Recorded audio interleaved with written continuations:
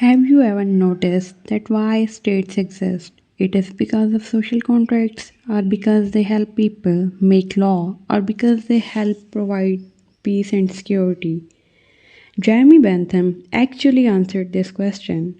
Oh, but wait, who is Jeremy Bentham? Guys, today we are gonna cover Jeremy Bentham, who was the father of utilitarianism. He was an English philosopher and social reformer who lived in England during period of social change and saw major developments in Europe.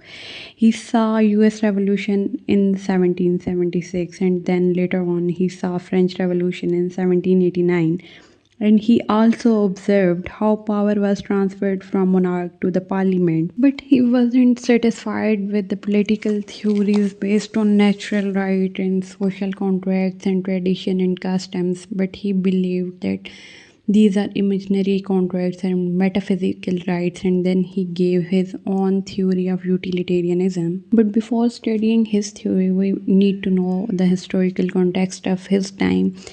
सो उस time क्या था कि England जो है वो highly industrialise हो रहा था, और उस टाइम पे सोशल इनक्वालिटी आ रही थी, जिसकी वजह से पॉवर्टी जहाँ पे इंक्रीज़ हो रही थी वहाँ पे क्राइम रेट भी इंक्रीज़ हो रहा था।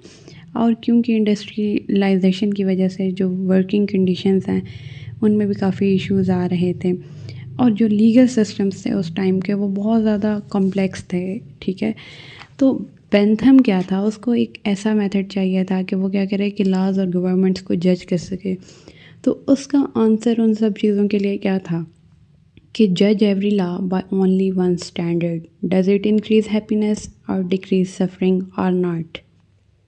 तो ये जो आइडिया है इसको कहते हैं principle of utility. The greatest happiness of the greatest number is the foundation of morals and legislations. ठीक है, तो यूटिलिटी का क्या मतलब है कि anything that produces player happiness benefit और prevent pain is called utility. ठीक है, इसके लिए उसने जो है वो ह्यूमन नेचर को एक्सप्लेन किया, जिसको हीडियोनिस्टिक साइकोलॉजी भी बोला जाता है, कि human beings are governed by two masters, pleasure and pain. तो इसके लिए उसकी एक बहुत फेमस स्टेटमेंट है कि nature has placed mankind under the governance of two sovereign masters, pain and pleasure. तो उसके मुताबिक क्या था कि लोग जो हैं वो प्लेयर सीख करते हैं और अवॉइड जो पेन को अवॉइड करते हैं। ठीक है, तो मोरालिटी को चाहिए कि वो इस चीज़ को, इस रियलिटी को रिफ़्लेक्ट करे कि इंसान क्या करते हैं कि हर वो काम करने की कोशिश करते हैं जिसमें प्लेयर हो और पेन डिक्रीज़ हो या अवॉइड हो सके। तो ह्यूमन नेचर को मद्देनज़र रखते हुए उसने क्या कहा कि कोई भी एक्शन, कोई भी लॉ, कोई भी पॉलिसी या गवर्नेंस ऐसे हो कि वो प्रोड्यूस करे हैप्पीनेस, तो वो क्या है, वो ठीक है। और जो पेन को अवॉइड करे वो ठीक है, लेकिन अगर वो पेन प्रोड्यूस कर रही है तो वो क्या है, वो गलत है, अगेंस्ट मोरालिटी है, अगेंस्ट ह्यूमन नेचर है। तो इस थ्योरी को उसने क्या कहा, यूटिलिटेरियनिज़म कहा। तो इस थ्योरी का बेसिक प्रिंसिपल क्या है कि गवर्नमेंट इस टाइप की होनी चाहिए जो क्या करे, मैक्सिमाइज़ करे हैप्पीनेस को, वेलफेयर को, सेटिस्फेक्शन ऑफ सिटीजन्स को, और क्या करे, हैप्पीनेस प्रोड्यूस करे उनके अंदर। तो बेस्ट एक्शन लॉ और policy is the one that produces the greatest happiness for the greatest number.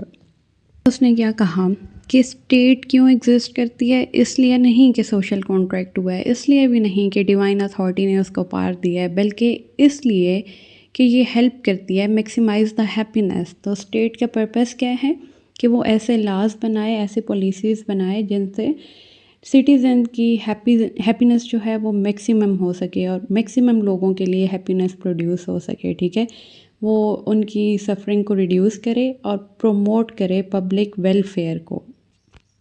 तो जो भी स्टेट ये नहीं कर सकती, वो अपने सिटीजन्स को जो है वो हैप्पीनेस नहीं दे सकती, उनकी सफरिंग कम नहीं कर सकती, उनके लिए मैक्सिमम पब्लिक वेलफेयर नहीं हो सकती, तो वो क्या है, उसकी जस्टिफिकेशन ख़त्म हो जाती है। तो क्या है कि वो स्टेट जो है वो रूल करने का हक नहीं रखती। ठीक है, तो इसने क्या कहा है कि स्टेट जो है वो किस बेसिस पे रूल कर सकती है, अगर वो क्या कर रही है, मैक्सिमाइज़ कर रही है हैप्पीनेस ऑफ द सिटीजन्स को।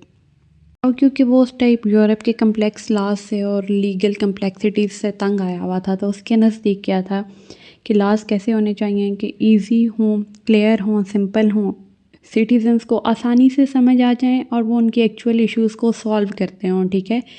और at the and basic criteria क्या है जिस पे आप उसको जज करेंगे कि लॉ अच्छा है या नहीं है, कि वो कितनी हैप्पीनेस प्रोड्यूस कर रहा है, ठीक है।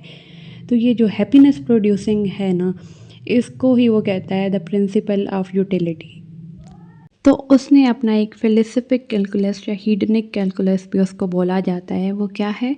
एक कैलकुलेटर है जो कि एक क्राइटेरिया है जिसकी बेसिस पे आप एक एक्शन को जज कर सकते हैं। तो उस कैलकुलस के मुताबिक आप किसी भी एक्शन को जज करने के लिए 7 चीज़ें देखेंगे। पहली चीज़ क्या है? इंटेंसिटी, कि उसने किस हद तक स्ट्रॉन्ग प्लेयर या पेन प्रोड्यूस किया है। दूसरी चीज़ ड्यूरेशन है। तीसरी चीज़ जो है वो सर्टेनिटी है।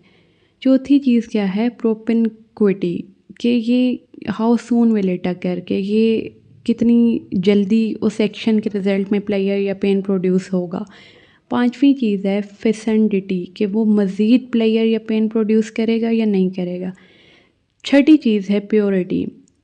प्योरिटी में क्या चीज़ आती है कि अगर ये एक्शन प्लेयर प्रोड्यूस कर रहा है तो विल इट अवॉइड पेन और नॉट, कि वो पेन को टोटली अवॉइड करेगा या उसमें पेन भी इन्वॉल्व होगा और किस हद तक होगा।